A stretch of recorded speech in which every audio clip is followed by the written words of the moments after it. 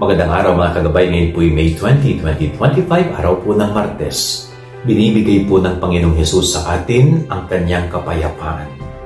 Sapagkat tanging ang kapayapaang nanggagaling sa Diyos ang siyang magdudulot lamang ng totoong kaayusan sa buhay ng isang tao, maging sa buhay ng isang komunidad at ng isang lipunan.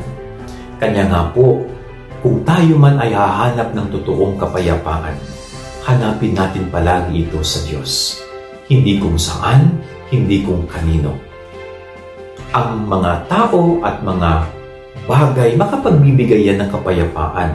Pero temporary peace po ang tinatawag yung mga kapayapaan na yon.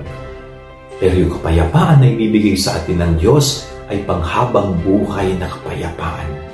Kaya sana po tayong lahat ng mga tao patuloy na hanapin ang kapayapaan sa Diyos. Sa Kanya natin tatagpuin at hingin ang totoong kapayapaan sa ating puso, sa ating lipunan, maging sa ating tahanan.